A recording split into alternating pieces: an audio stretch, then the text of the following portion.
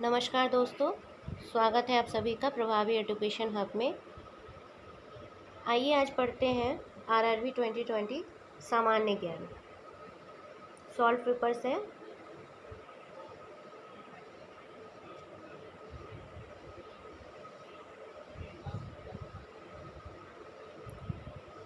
भाग 1 इतिहास।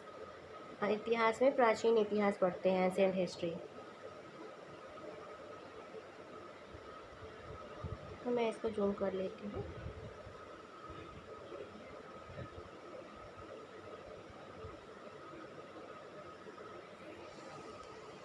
सिंधु सभ्यता।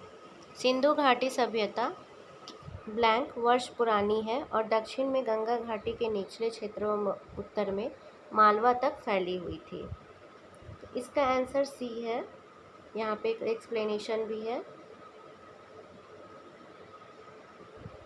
सिंधु घाटी सभ्यता को हड़प्पा सभ्यता भी कहा जाता है। इस सभ्यता का नामकरण हड़प्पा नामक स्थल जहाँ यह संस्कृति पहली बार खोजी गई थी के नाम पर किया गया है। यह स्थल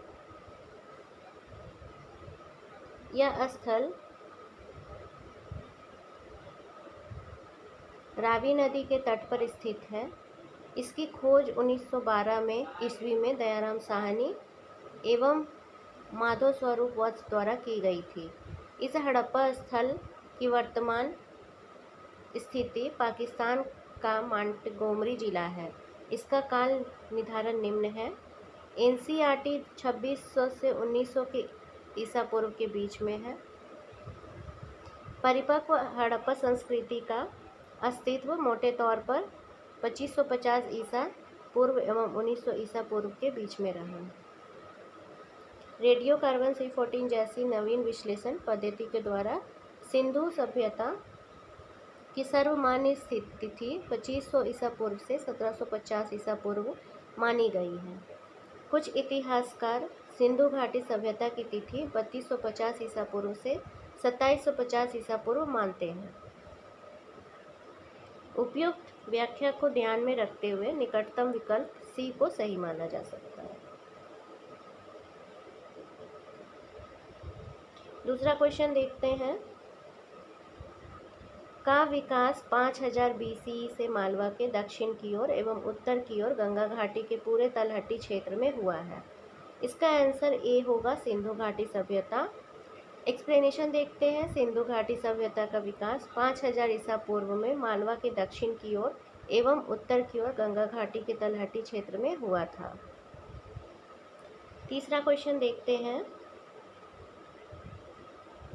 हड़प्पा सभ्यता 2500 BC के आसपास विकास किया था। आज उन्हें हम क्या कहते हैं? पाकिस्तान और अफगानिस्तान, पश्चिमी भारत और पाकिस्तान, अफगानिस्तान और भारत, या फिर भारत या चीन।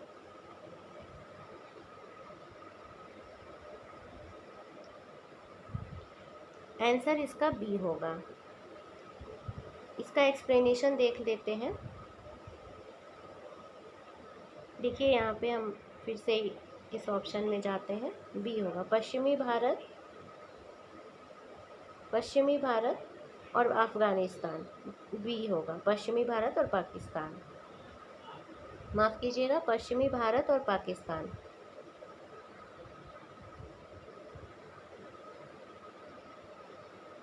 इसका एक्सप्लेनेशन देख लेते हैं।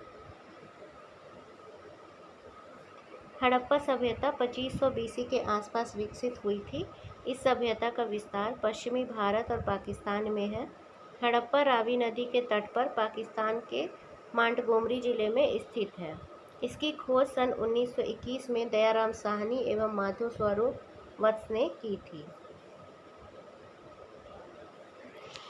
चौथा क्वेश्चन है। भारत का इतिहास सिंधु घाटी सभ्यता के जन्म से शुरू होता है, जो लगभग कितने वर्ष पूर्व अस्तित्व में आई थी? तो इसका आंसर होगा ए, 2500 ईसा पूर्व। पांचवा क्वेश्चन देखते हैं। सिंधु घाटी सभ्यता की सबसे महत्वपूर्ण विशेषता क्या थी? वस्तु विनिमय प्रणाली, स्थानीय परिवहन प्रणाली, ईंट के बने भवन या प्रशासनिक प्रणाली। तो इसका जो आंसर है वो सी है, ईंट के भवन प्रणाली। इसका एक्सप्लेनेशन देखते हैं। सिंधु घाटी सभ्यता की सबसे महत्वपूर्ण विशेषता ईंट के बने भवन थे। यह विश्व की प्राचीन नदी घाटी सभ्यताओं में प्रमुख है। ईंटों का प्रयोग सभी हड़प्पा बस्तियों में किया गया था। इस समय की ईंटों का एक निश्चित अनुपात में जो सामान्यता 4:2:1 था। सिंधु घाटी सभ्यता है ताम्र युगीन सभ्यता, लौह युगीन सभ्यता, अक्ष युगीन सभ्यता या कांस्य युगीन सभ्यता। तो इसका जो आंसर है वो डी है, कांस्य युगीन सभ्यता। इसका एक्सप्लेनेशन देखते हैं। सिंधु घाटी सभ्यता को कांस्य युगीन सभ्यता भी कहा जाता है। इस सभ्यता में पहली बार कांस्य धातु का प्रयोग किया गया था, जो तांबे और टीन का मिश्रण था।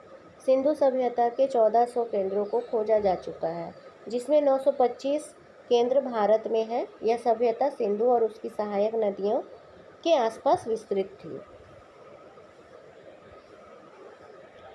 7वां क्वेश्चन देखते हैं। सिंधु सभ्यता के लोग बनाने के लिए तांबे और टीन को मिश्रित करते थे।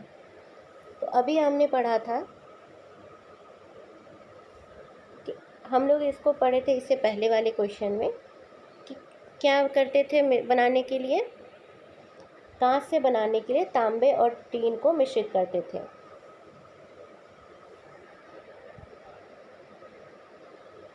इसका आंसर बी हो जाएगा।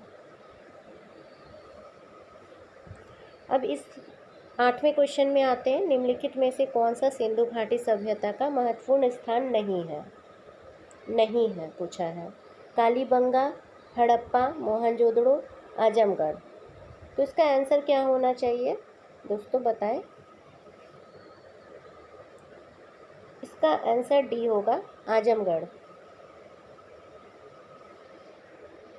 यहाँ एक्सप्लेनेशन भी दिया हुआ है, देख लेते हैं। सिंधु सभ्यता या सैंधव सभ्यता नगरीय सभ्यता थी। सैंधव सभ्यता के प्रमुख स्थल निम्न है: मोहनजोदड़ो, हड़प्पा, चंदूहड़ो, लोथल, बनावली, धौलावीरा, राखीगढ़ी एवं कालीबंगन। अर्थात सिंधु सभ्यता में आजमगढ़ का कोई स्थान नहीं है। मोहनजोदड़ो नाम का अर्थ में मुर्दों का टीला है। तो क्या आंसर होगा इसका? फारसी, उर्दू, हिंदी, सिंधी। तो आंसर इसका डी हो जाएगा, सिंधी। किसी भाषा में मोहनजोदड़ो का अर्थ मृतकों का टीला है। यह दुनिया का सबसे पुराना, नियोजित एवं उत्कृष्ट शहर माना जाता है। यह सिंधु घाटी सभ्यता का सबसे परिपक्व शहर है। यह नगर वर्तमान में पाकिस्तान के सिंधु नदी के किनारे स्थित है। इसका उत्खनन राखलदास बनर्जी ने 1922 ईस्वी में जॉन मार्शल के निर्देशन में किया था।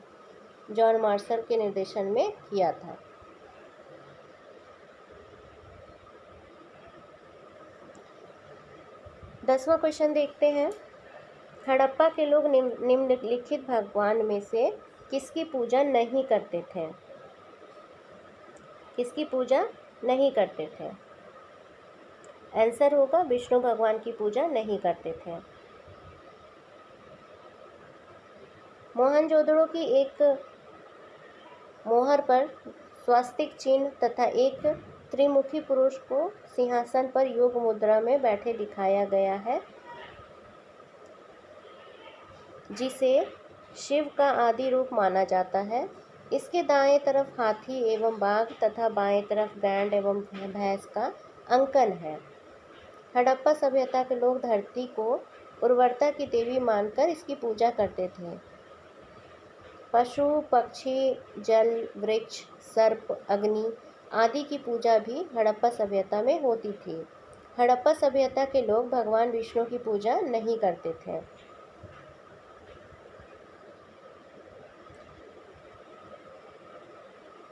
ग्यारहवां देखते हैं। सिंधु घाटी सभ्यता के लोग ब्लैंक की पूजा करते थे। तो इसका आंसर डी होगा, पशुपति। सिंधु घाटी सभ्यता एक नगरीय सभ्यता थी। सिंधु घाटी सभ्यता के लोग 3 मुख वाले देवता पशुपति की पूजा करते थे। सिंधु घाटी सभ्यता में विशाल स्नानघर मोहनजोदड़ो से प्राप्त हुआ है। सिंधु घाटी सभ्यता की भाव चित्रात्मक लिपि दाईं ओर से बाईं ओर लिखी जाती थी। 12वीं क्वेश्चन देखते हैं। धौलावीरा एक पुरातात्विक स्थान किस समय अवधि से जुड़ी हुई है? तो इसका आंसर होगा सी, चालुक्य अवधि। इसका हम देख लेते हैं एक्सप्लेनेशन।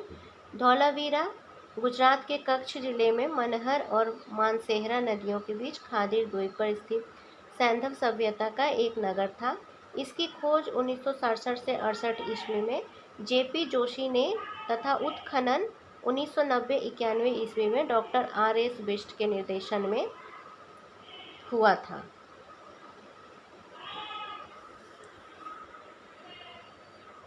चलिए 13 क्वेश्चन देखते हैं, जो कि वैदिक सभ्यता है।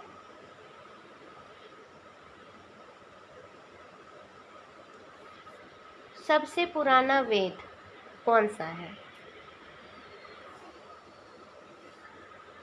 ये बिल्कुल आसान सा है, ऋग्वेद। डी आंसर हो जाएगा। ऋचाओं के क्रमबद्ध ज्ञान के संग्रह को ऋग्वेद कहते हैं। ऋग्वेद सबसे पुराना वेद है।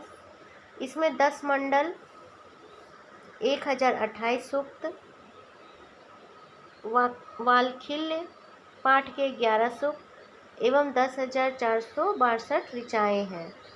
इस वेद के ऋचाओं के पढ़ने वाले पुरोहित को होत्र कहते हैं। विश्वामित्र द्वारा रचित ऋग्वेद के 3 मंडल में सूर्य देवता सावित्री को समर्पित प्रसिद्ध गायत्री मंत्र है। इसके 9वें मंडल में देवता सोम का उल्लेख है। ऋग्वेद में ऐसे कितने मंत्र हैं जिनमें अप्रामाणिक वाल्खिल्य भजन शामिल है? तो इसका आंसर होगा 1028।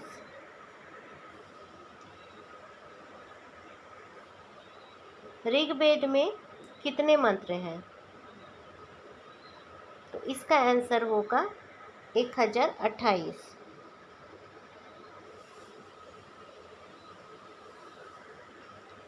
16वां क्वेश्चन देखते हैं। निम्नलिखित में से कौन सा वेद जादुई अनुष्ठानों और वशीकरण के बारे में बताता है?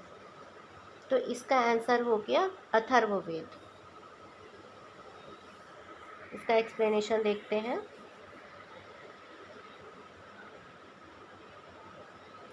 अथर्ववेद को ब्रह्मा वेद भी कहा जाता है। अथर्व ऋषि के नाम पर इस वेद का नाम अथर्ववेद पड़ा है। इसमें 20 अध्याय, 731/730 सूक्त एवं 5,987 मंत्र हैं। इसमें वशीकरण, जादू टोना, भूत प्रेतों एवं औषधियों से संबंधित मंत्रों का वर्णन है। काशी का प्राचीनतम उल्लेख अथर्ववेद में ही मिलता है। निम्नलिखित में से कौन से वेद में संगीत का वर्णन है? तो ये सामवेद आंसर है इसका। सामवेद में गाई जा सकने वाली ऋचाओं का संकलन है। इसे भारतीय संगीत का जनक कहते हैं। इसके पाठकर्ता को उद्गाता कहा जाता है।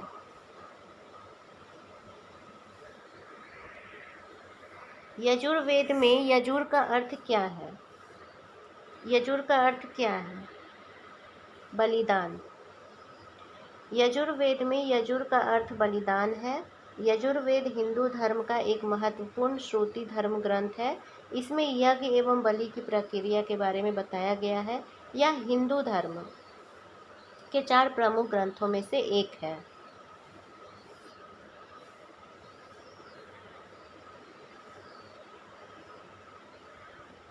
चलिए 19वां क्वेश्चन देखते हैं। निम्न में से किस वेद में बीमारियों का उपचार दिया गया है? यजुर में दिया है, या ऋग में दिया है, या साम में दिया है, या अथर्व में दिया है? तो इसका आंसर क्या है? डी, अथर्व। अथर्व में बीमारियों के उपचार के बारे में बताया गया है। अथर्व वेद में मनुष्यों के समान विचारों तथा अंधविश्वासों का विवरण मिलता है। इसमें विविध विषयों से संबंधित मंत्र तथा रोग निवारण, समन्वय, राजभक्ति, विवाह तथा प्रणय गीता आदि के विवरण सुरक्षित है। यह अथर्वा ऋषि द्वारा रचित है।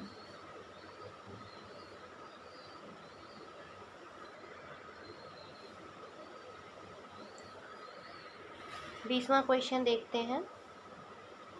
भारत का राष्ट्रीय आदर्श वाक्य सत्यमेव जयते अर्थात सत्य की हमेशा विजय होती है किस प्राचीन शास्त्र से उद्धृत हुआ एक मंत्र है? तो इसका आंसर क्या होगा? Option A, option B, option C, option D. इसका आंसर होगा ऑप्शन बी, मुंडकोपनिषद। इसका एक्सप्लेनेशन देख लेते हैं। भारत का राष्ट्रीय आदर्श वाक्य सत्यमेव जयते अर्थात सत्य की हमेशा विजय होती है मुंडकोपनिषद से लिया गया है। यह सम्राट अशोक द्वारा बनवाए गए सिंह स्तंभ सारनाथ से लिया गया है। निम्नलिखित में से किस उपनिषद में वसुधैव कुटुंबकम शब्द का उल्लेख किया गया है? तो इसका आंसर होगा महाउपनिषद। महाउपनिषद में वसुधैव कुटुंबकम शब्द का उल्लेख किया गया है। इसका अर्थ धरती ही परिवार होता है। 22वां क्वेश्चन देखिए। उपनिषदों में से उपनिषद मुख्य जाने जाते हैं। आंसर इसका है ए। उपनिषद ही समस्त भारतीय दर्शन के मूल स्रोत हैं। इन्हें वेदांत भी कहा जाता है। सत्यमेव जयते भारत का राष्ट्रीय आदर्श वाक्य है जो मुंडकोपनिषद से लिया गया है। भारतीय इतिहास में मुक्तिका उपनिषद में 108 उपनिषदों का उल्लेख मिलता है, लेकिन 11 उपनिषद ही प्रमाणिक हैं, जिनमें बृहदारण्यक उपनिषद सबसे बड़ा, मांडूक्योपनिषद सबसे छोटा 12 श्लोक तथा छांदोग्य उपनिषद सबसे पुराना है।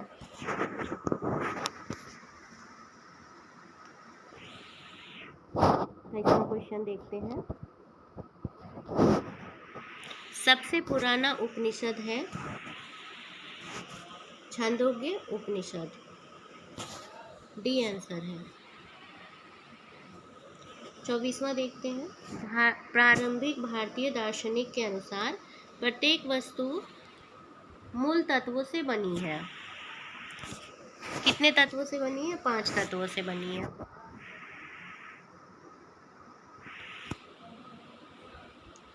पंचभूत, पंचतत्व या पंच महाभूत भारतीय दर्शन में सभी पदार्थों के मूल माने गए हैं। आकाश, वायु, अग्नि, जल तथा पृथ्वी ये 5 महाभूत माने गए हैं, जिनके सृष्टि से प्रत्येक पदार्थ बना है। लेकिन इनसे बने पदार्थ जड़ होते हैं। सजीव बनने के लिए इनको आत्मा चाहिए। आत्मा को वैदिक साहित्य में पुरुष कहा जाता है। सांख्य दर्शन में प्रकृति इन्हीं पंचभूतों से बना माना गया है।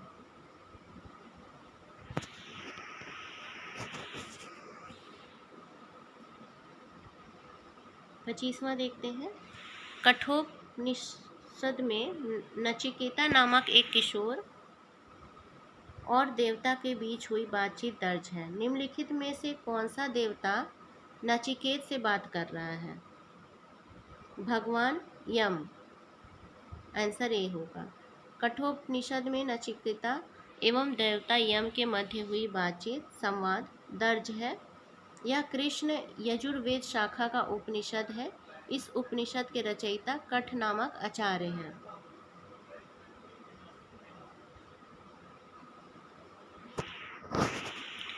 आते हैं अब महाजनपद काल में। आर्य संस्कृति के सर्वोच्च काल में गंगा घाटी के जनपद जो संख्या में ब्लैंक थे महाजनपद बन गए थे। 16 एक्सप्लेनेशन देखते हैं। 6ठी शताब्दी ईस्वी पूर्व में 16 महाजनपदों का उदय हुआ। ये 16 महाजनपद पूर्व में आए संस्कृति के सर्वोच्च काल में गंगा घाटी के 16 जनपद थे। इन 16 जनपद का उल्लेख बौद्ध एव ग्रंथ अंगुत्तर निकाय तथा जैन ग्रंथ भगवती सूत्र से मिलता है। इन 16 महाजनपदों में मगध, गिरिब्रज, वत्स, कौशाम्बी, कौशल, श्रावस्ती एवं अवंती उज्जैन सर्वाधिक प्रसिद्ध थे। प्राचीन भारत में राज्य था, प्रशासनिक इकाइयों को महाजनपद कहा जाता था। 27वां है प्राचीन काल में अवध को किस नाम से जाना जाता था? आंसर इसका होगा ए कोसल। 6वीं शताब्दी ईसा पूर्व में भारतवर्ष 16 महाजनपदों में विभाजित था। प्राचीन काल में अवध को कोशल नाम से जाना जाता था। वर्तमान में यह क्षेत्र फैजाबाद उत्तर प्रदेश में स्थित था। आइए जैन धर्म पढ़ते हैं। पार्श्वनाथ जो एक क्षत्रिय और बनारस के राजा अश्वसेन का पुत्र था वह जैन तीर्थकर बना। आंसर होगा 23वां जैन तीर्थकर बना। अश्वसेन के पुत्र पार्श्वनाथ जैन धर्म के 23वें तीर्थकर थे। इनका प्रतीक चिन्ह सर्पफन था। जैन धर्म के प्रथम तीर्थकर ऋषभवेद आदिनाथ थे जिनका प्रतीक वृषभ था। महावीर तीर्थकरों में अंतिम तीर्थकर माने जाते थे। इसका आंसर क्या होगा?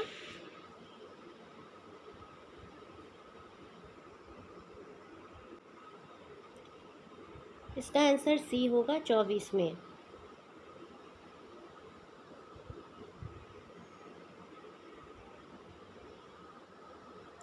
महावीर 24वें एवं अंतिम जैन तीर्थकर थे। इनका जन्म 540 ईसा पूर्व में कुंडग्राम वैशाली में हुआ था। इन्हें जृंभिक गांव के समीप रिजुपालिका नदी के तट पर साल वृक्ष के नीचे ज्ञान प्राप्त हुआ था। त्रिरत्न की अवधारणा से संबंधित है। जैन धर्म के अनुसार त्रिरत्न सम्यक दर्शन, सम्यक ज्ञान एवं सम्यक आचरण है। बौद्ध धर्म के अनुसार त्रिरत्नम बुद्ध, धम्म और संघ है। यहाँ पे एक नोट भी दिया हुआ है। आरआरबी द्वारा इस प्रश्न को निरस्त कर दिया गया है।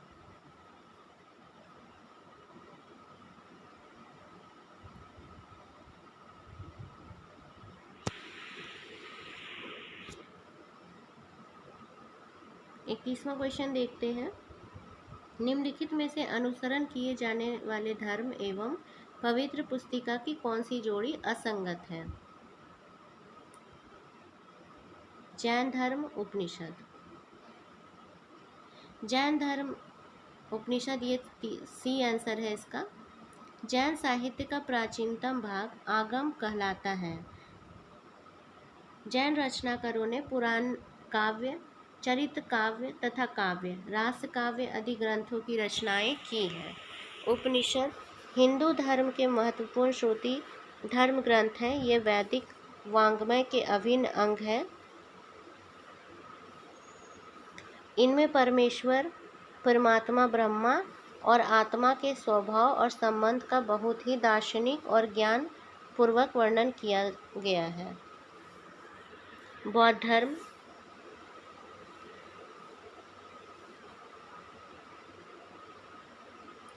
ब्लैंक का जन्म 560 ईसा पूर्व में हुआ था और 480 ईसा पूर्व में 80 वर्ष की उम्र में उनकी मृत्यु हो गई थी।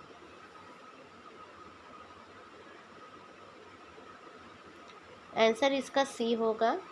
गौतम बुद्ध का जन्म 560 ईसा पूर्व में हुआ था और 480 ईसा पूर्व में 80 वर्ष की उम्र में उनकी मृत्यु हो गई थी।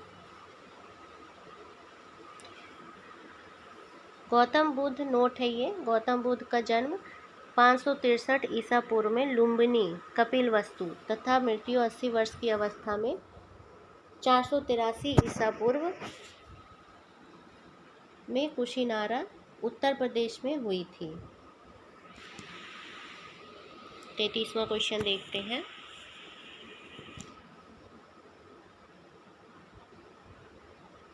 किस वृक्ष के नीचे रानी माया देवी ने गौतम बुद्ध को जन्म दिया था? इसका आंसर होगा साल का वृक्ष। आइए एक्सप्लेनेशन देखते हैं। गौतम बुद्ध का जन्म 563 ईस्वी पूर्व में कपिलवस्तु के लुम्बिनी नामक स्थान पर साल वृक्ष के नीचे हुआ था। इनके पिता शुद्धोधन शाक्यगण के मुखिया थे। गौतम बुद्ध को 6 वर्ष की कठिन तपस्या के बाद वैशाख पूर्णिमा की रात निरंजना, जो फल्गु नदी के किनारे पीपल वृक्ष अश्वत्थ के नीचे ज्ञान प्राप्त हुआ था।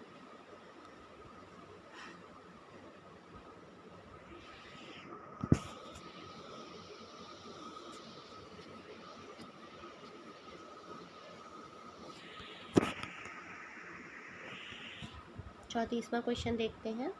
बौद्ध धर्म की नींव ब्लैंक महान सच्चाइयों एवं अंगीय पथ पर निर्धारित है। 6-4-2-8-8-6-4-8। आंसर होगा इसका डी 4-8। बुद्ध ने सांसारिक दुखों के संबंध में 4 आर्य सच्चाइयों का उपदेश दिया। इसे संस्कृति में चत्वारी आर्य सत्यानी और पाली में चत्तरी अरियसचानी कहते हैं। भगवान बुद्ध के 4 आर्य सत्य निम्न हैं। दुख, संसार में दुख है। दुख समुदाय, दुख का कारण है। दुख निरोध, दुख का निवारण है। दुख निरोधगामिनी प्रतिपदा, निवारण के लिए अष्टांगिक मार्ग है। इन सांसारिक दुखों से मुक्ति हेतु बुद्ध ने अष्टांगिक मार्ग का वर्णन किया है। ये है सम्यक दृष्टि, सम्यक संकल्प, सम्यक वाक, सम्यक कर्मांत, सम्यक आजीव, सम्यक व्यायाम, सम्यक स्मृति, सम्यक समाधि। 35वां क्वेश्चन देखते हैं। निम्नलिखित में से कौन सा भगवान बुद्ध की 4 महान सच्चाइयों में नहीं है? संसार दुखों का घर है। दुखों का कारण इच्छा है। यदि इच्छाओं से छुटकारा नहीं मिलता है तो दुखों से निवारण हो सकता है। यह 8 फोल्ड पथ के पालन से किया जा सकता है। इसका आंसर होगा सी। यदि इच्छाओं से छुटकारा नहीं मिलता है तो दुखों से निवारण हो सकता है।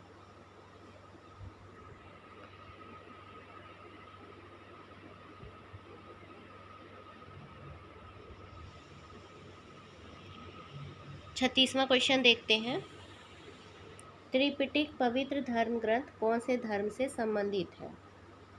तो इसका आंसर डी होगा, बौद्ध धर्म। बौद्ध साहित्य को त्रिपिटक कहा जाता है। ये पाली भाषा में रचित है। बुद्ध की मृत्यु के बाद उनकी शिक्षाओं को संकलित कर 3 भागों विनय पिटक, सूत पिटक और अभिधम्म पिटक में विभाजित किया गया है। यहाँ पिटक शब्द का अर्थ होता है टोकरी। सूत पिटक का अर्थ उपदेश होता है। इस पिटक में बौद्ध धर्म के उपदेश संग्रहित हैं। इसमें बुद्ध के पूर्व जन्म की कथाएं भी हैं। विनय पिटक, इस पिटक में मठ में निवास करने वाले भिक्षु एवं भिक्षुणियों के दैनिक जीवन संबंधित आचार विचार एवं अनुशासन संबंधी नियम दिए गए हैं। अभिधम्म पिटक, इस पिटक में बौद्ध दार्शनिक सिद्धांतों का वर्णन है। 37वां क्वेश्चन देखते हैं। त्रिपिटक। त्रिपिटक ब्लैंक उपदेशों का सबसे पहला संग्रह है। इसका आंसर सी होगा, बौद्ध धर्म। 38वां क्वेश्चन देखते हैं। गौतम बुद्ध ने अपना प्रथम प्रवचन कहाँ दिया है? कुशीनगर, सारनाथ, पाटलिपुत्र, वैशाली।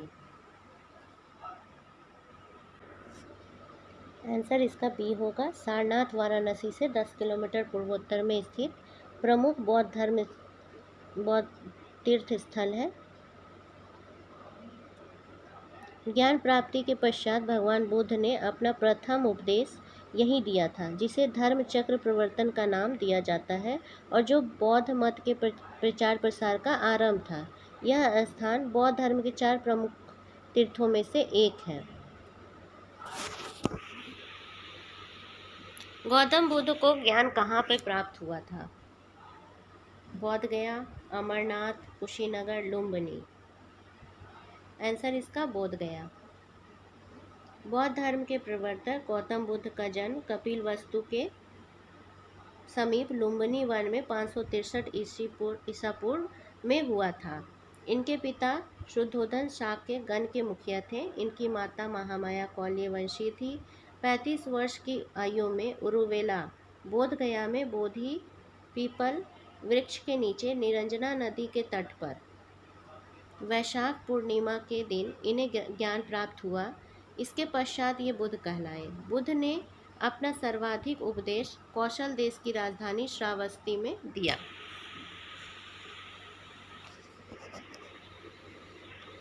चालीसवां क्वेश्चन देखते हैं। बौद्ध ग्रंथों का अध्ययन करने के लिए विजयवाड़ा में कौन सा चीनी विद्वान रहा? इसका आंसर होगा जुआनजांग, बी आंसर है। बौद्ध ग्रंथों का अध्ययन करने के लिए विजयवाड़ा में जुआनजांग नामक चीनी विद्वान रहता था। चीनी बौद्ध धर्म की चीनी शाख है। बौद्ध धर्म की परंपराओं ने 2000 वर्षों तक चीनी संस्कृति एवं सभ्यता पर गहरा प्रभाव छोड़ा। यह बौद्ध परंपराएं चीनी कला, राजनीति, साहित्य, दर्शन तथा चिकित्सा में देखी जा सकती है। दुनिया की 65% से अधिक बौद्ध आबादी चीन में रहती है।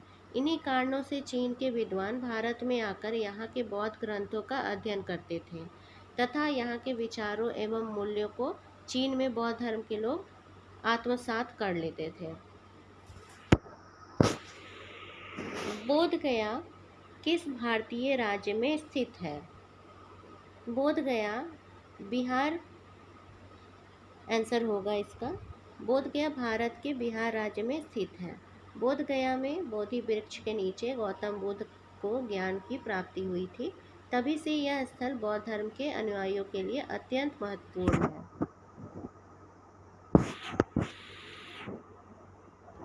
गौतम बुद्ध ने अपने उपदेशों में जनसाधारण की भाषा का प्रयोग किया है? पाली। गौतम बुद्ध ने अपने उपदेशों में पाली भाषा का प्रयोग किया। इन्होंने अपना प्रथम उपदेश सारनाथ उत्तर प्रदेश में दिया था, जिसे धर्म चक्र प्रवर्तन कहा गया। गौतम बुद्ध का जन्म 563 ईस्वी पूर्व में कपिलवस्तु के लुम्बिनी नामक स्थान पर हुआ था। इनके पिता शुद्धोधन शाक्य गण के मुखिया थे। महात्मा बुद्ध को एशिया का ज्योतिपुंज कहा जाता है।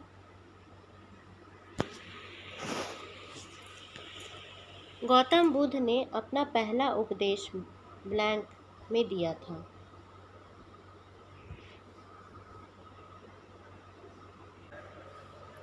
इसका आंसर होगा सी, सारनाथ। जातक कथाओं में ब्लैंक के जन्म और उनके पूर्व जीवन का वर्णन मिलता है। Answer A. जातक कथाएं भगवान बुद्ध के पूर्व जन्मों की कहानियां हैं, जिन्हें बौद्ध धर्म के सभी मतों में संरक्षित किया गया है। यह जातक कथाएं सूत पिटक में वर्णित है। यह कथाएं व्यक्ति को नैतिकता, सत्य, धर्म, प्रेम तथा भाईचारे का संदेश देती है। 45वां क्वेश्चन देखते हैं। जैन धर्म और बौद्ध धर्म के उदय में भारत में ईसा पूर्व ब्लैंक शताब्दी में धार्मिक अशांति देखी गई थी। छठी शताब्दी ईसा पूर्व का काल कई मामलों में सक्रांति काल था। इस काल में मगध साम्राज्य की स्थापना होती है, द्वितीय नगरीकरण घटित होता है तथा वैदिक धर्म की बढ़ती रूढ़िवादिता, कट्टरता एवं शूद्रों में असंतोष ने कई धर्मों को जन्म दिया, जिनमें जैन एवं बौद्ध धर्म प्रमुख थे। गौतम बुद्ध की माँ का नाम क्या था? गौतम बुद्ध की माँ का नाम माया था, जो कोलीय गणराज्य की राजकुमारी थी। इनका विवाह शाक्य कुल के मुखिया शुद्धोधन के साथ हुआ था। बुद्ध के जन्म के 7 दिन पश्चात ही इनका निधन हो गया था। इनकी मृत्यु के बाद प्रजापति गौतमी ने बुद्ध का पालन पोषण किया था।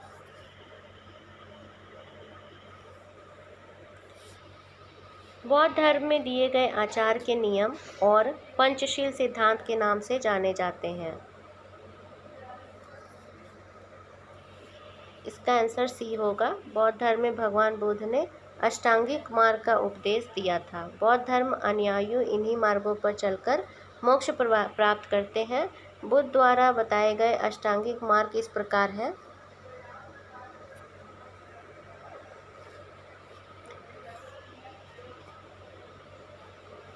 पहला है सम्यक दृष्टि, दूसरा है सम्यक संकल्प, तीसरा है सम्यक वाणी, चौथा है सम्यक कर्मांत, सम्यक आजीविका, सम्यक व्यायाम, सम्यक स्मृति, सम्यक समाधि। बुद्ध के पंचशील सिद्धांत जीवन के प्रति सकारात्मक दृष्टिकोण का परिचय देते हैं। बुद्ध के 5 उपदेश निम्न हैं। प्राणी मात्र को हिंसा से विरत रहना, चोरी करने या जो दिया नहीं गया है उसको लेने से विरत रहना, लैंगिक दुराचार या व्यभिचार से विरत रहना, असत्य बोलने से विरत रहना, मादक पदार्थों से विरत रहना। ये 5 उपदेश हैं बुद्ध के।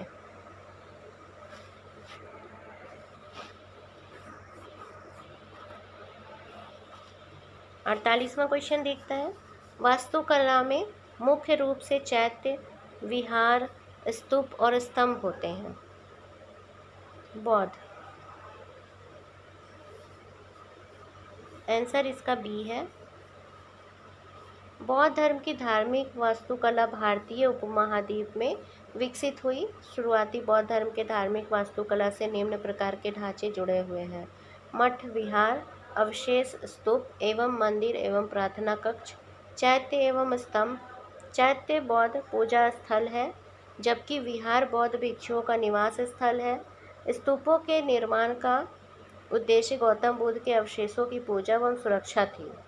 बौद्ध मठ विहार का तात्पर्य उस जगह से जहाँ बौद्ध धर्म के गुरु अपने शिष्यों को शिक्षा, उपदेश आदि देते हैं। बोध गया में स्थित महाबोधि मंदिर बौद्ध मठ का एक उदाहरण है। 49वां क्वेश्चन देखते हैं। बौद्ध तीर्थ स्थान दात का मंदिर यहाँ स्थित है। आंसर श्रीलंका। इसका एक्सप्लेनेशन देखते हैं। बौद्ध तीर्थ स्थान दात का मंदिर श्रीलंका के कैंडी शहर में स्थित है। कैंडी के पूर्व राजशाही मंदिर में महात्मा बुद्ध के दांत रखे गए थे। कैंडी श्रीलंका के राजाओं की अंतिम राजधानी थी। वर्तमान में यह यूनेस्को के विरासत स्थलों में शामिल है। बौद्ध संरक्षण धम्मसेक स्तूप कहाँ पर है? सारनाथ। बौद्ध संरक्षणा धम्मेक स्तूप एक वृहद स्तूप है जो सारनाथ में स्थित है। धम्मेक स्तूप का निर्माण 500 ईस्वी में मौर्य सम्राट अशोक द्वारा 249 ईस्वी पूर्व में बनाए गए एक स्तूप एवं अन्य कई स्मारकों के स्थान पर किया गया था।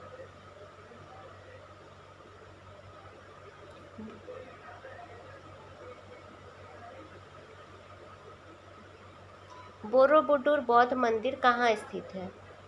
इंडोनेशिया।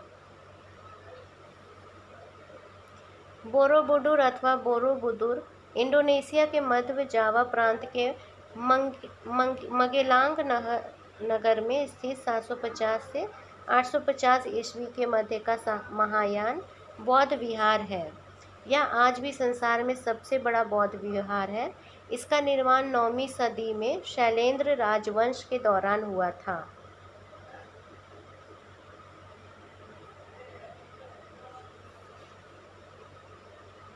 जहाँ यह मानते हैं कि भगवान बुद्ध ने अपना पहला उपदेश दिया था, उस स्मारक का नाम बताएं जिसे seat of the Holi Buddha भी कहा जाता है।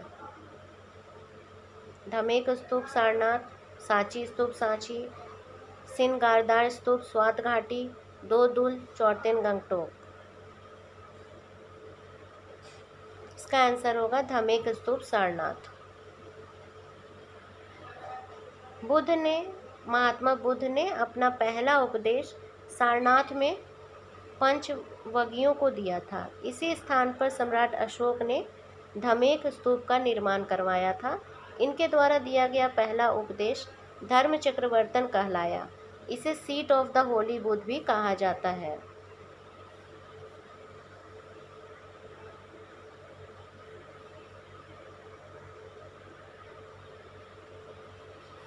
निम्नलिखित में से कौन सा एक बुद्ध की शिक्षाओं का संग्रह है? आगम, ब्राह्मण, पुराण, त्रिपिटक। आंसर इसका त्रिपिटक होगा। त्रिपिटक बौद्ध धर्म का आधारभूत और मुख्य ग्रंथ है। भगवान बुद्ध के उपदेश 3 साहित्य खंडों में संकलित हैं, जिन्हें त्रिपिटक कहते हैं: विनय पिटक, सुत्त पिटक, अभिधम्म पिटक। भारत का एक धर्म जोरोआस्ट्रियन मुख्य रूप से किस राज्य में पाया जाता है?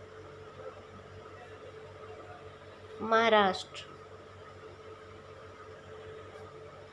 जोरोआस्ट्रियन पारसी धर्म को मानने वाली अधिकतम आबादी महाराष्ट्र में निवास करती है। इस धर्म के संस्थापक महात्मा जरथुस्त्र थे। भारत में इसे पारसी धर्म के नाम से जाना जाता है, जो ईरान का प्राचीन काल से प्रचलित धर्म है।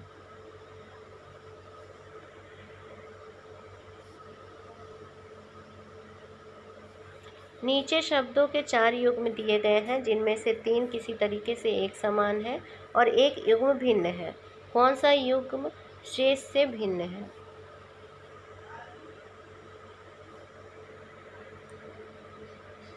डी है इसका आंसर, मंदिर हिंदू। अवेस्ता पारसी का, तोरा यहूदी का एवं त्रिपिटक बौद्ध का धर्म ग्रंथ है, जबकि मंदिर हिंदू के पूजा करने का स्थान है। अंततः विकल्प डी अन्य सभी से भिन्न है।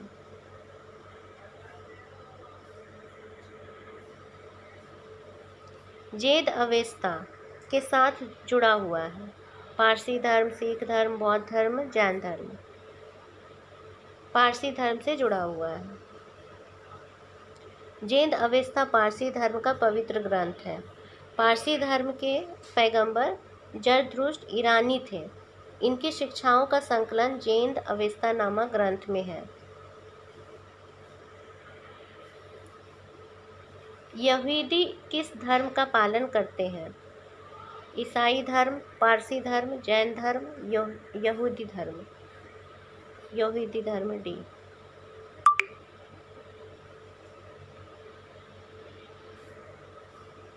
यहूदियों का एकेश्वरवादी धर्म यहूदी धर्म है, जिसका मानना है कि ईश्वर की उपस्थिति का अनुभव मानव गतिविधियों और इतिहास द्वारा होता है तथा ईश्वर अपना संदेश पैगंबरों के माध्यम से प्रेषित करता है। यहूदी लोग अब्राहम, इसहाक और जेकब को अपना पितामह, मूसा को मुख्य पैगंबर मानते हैं। यहूदी धर्म इस्राएल और हिब्रू भाषियों का राजधर्म है।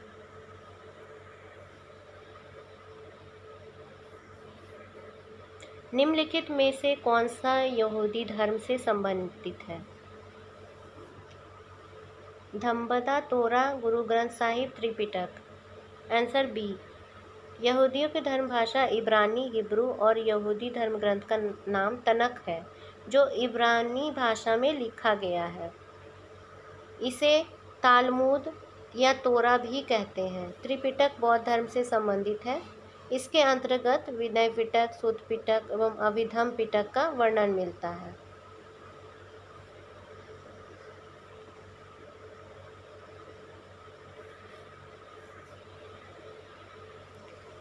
मौर्य समाज।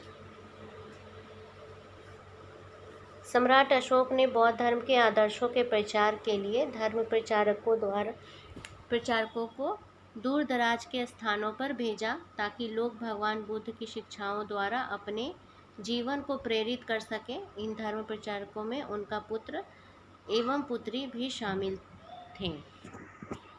आंसर सी, पुत्र महेंद्र एवं पुत्री संघमित्रा शामिल थे।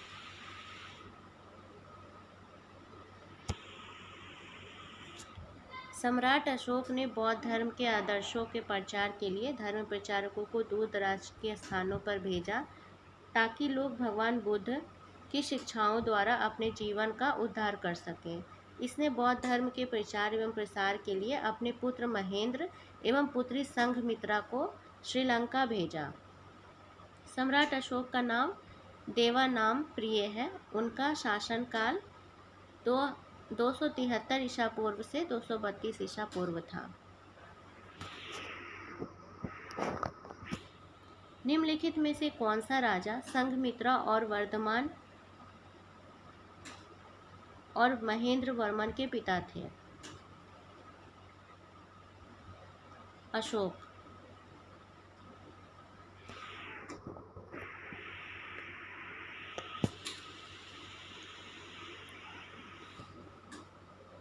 इकसठवां क्वेश्चन देखते हैं। ब्लैंक ने धर्म विजया धार्मिकता द्वारा विजय की नीति विकसित की। अशोक ने। मौर्य राजवंश के चक्रवर्ती सम्राट अशोक ने अखंड भारत पर शासन किया है। अशोक ने धर्म विजया धार्मिकता द्वारा विजय की नीति विकसित की है और बौद्ध धर्म का प्रचार प्रसार किया है। कलिंग युद्ध में हुई क्षति और नरसंहार से उसका मन युद्ध से द्रवित हो गया और उसने बौद्ध धर्म स्वीकार कर लिया। अशोक के शासनकाल की सबसे महत्वपूर्ण घटना कलिंग आधुनिक युग में ब्लैंक पर विजय थी, जो उनके जीवन का एक महत्वपूर्ण परिवर्तन सिद्ध हुआ।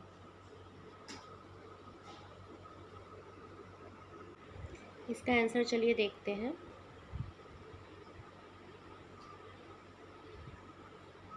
इसका आंसर डी होगा, उड़ीसा। कलिंग युद्ध अशोक के जीवन का आखिरी युद्ध था। यह युद्ध 261 ईस्वी पूर्व में लड़ा गया। इस युद्ध में भयंकर नरसंहार हुआ, जिसे देखकर अशोक का हृदय परिवर्तन हो गया और उसने हिंसा त्याग दी।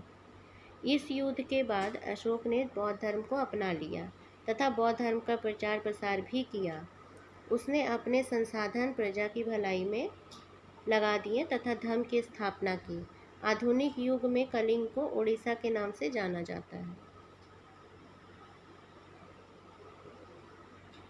अशोक ने ब्लैंक के युद्ध के बाद बौद्ध उपदेशों को अपना लिया था। कलिंग।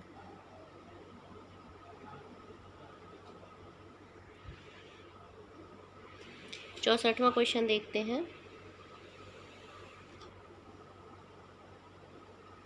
प्रसिद्ध कलिंग युद्ध ने सम्राट अशोक को युद्ध छोड़ने और बौद्ध धर्म अपनाने के लिए प्रेरित किया था।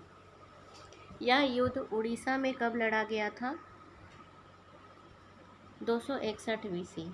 भारतीय इतिहास में कलिंग के युद्ध का प्रमुख स्थान है। यह युद्ध महान सम्राट अशोक ने 261 ईसा पूर्व में लड़ा था, जिसमें सम्राट अशोक विजयी हुए। कलिंग युद्ध का वर्णन एवं अशोक के हृदय परिवर्तन की बात अशोक के 13वें शिलालेख में वर्णित है।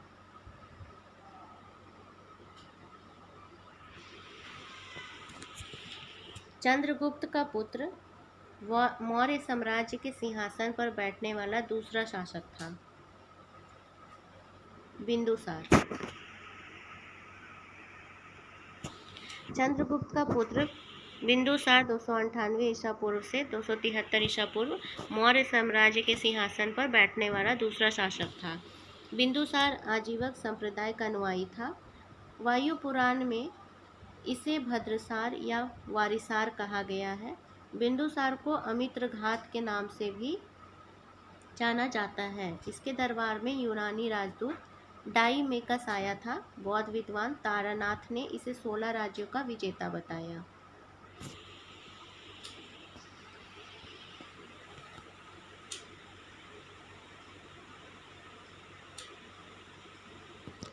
सम्राट अशोक ब्लैंक का पुत्र था जो मौर्य वंश से संबंधित था। बिंदुसार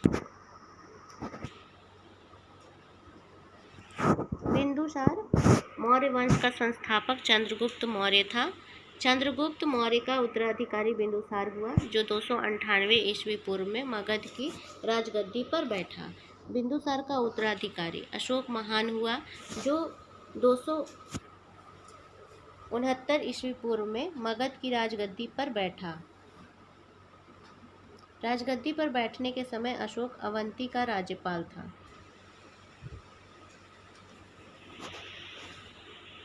सम्राट अशोक किसके उत्तराधिकारी थे?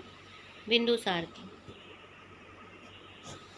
सम्राट अशोक बिंदुसार के उत्तराधिकारी थे। अशोक 269 में ईस्वी पूर्व में मगध की राजगद्दी पर बैठा, तब वह अवंती का राज्यपाल था।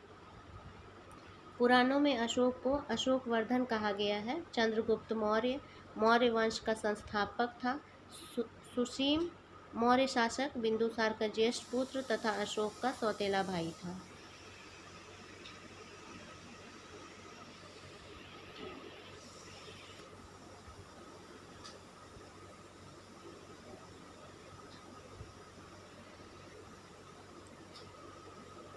सम्राट अशोक ने पत्थर के स्तंभों और पत्थर के तख्तों पर अपने ब्लैंक आदेश उत्कीर्ण करवाकर अपने राज्य के प्रमुख स्थानों पर स्थापित किया ताकि लोग तदनुसार आचरण कर सकें। सम्राट अशोक बी आंसर होगा इसका 14। मौर्य साम्राज्य का शासक था। वह 269 ईसा पूर्व में मगध की राजगद्दी पर बैठा। इसने 14 शिलालेख उत्कीर्ण करवाए ताकि लोग उसके अनुसार आचरण कर सके। महान सम्राट अशोक किस वंश के थे? मौर्य वंश। मौर्य साम्राज्य की राजधानी थी पाटलिपुत्र। मौर्य साम्राज्य की स्थापना चंद्रगुप्त मौर्य ने 323 ईसा पूर्व में की। इन्होंने नंद वंश के शासक धनानंद को पराजय कर मौर्य साम्राज्य को स्थापित किया था। मौर्य साम्राज्य की राजधानी पाटलिपुत्र थी।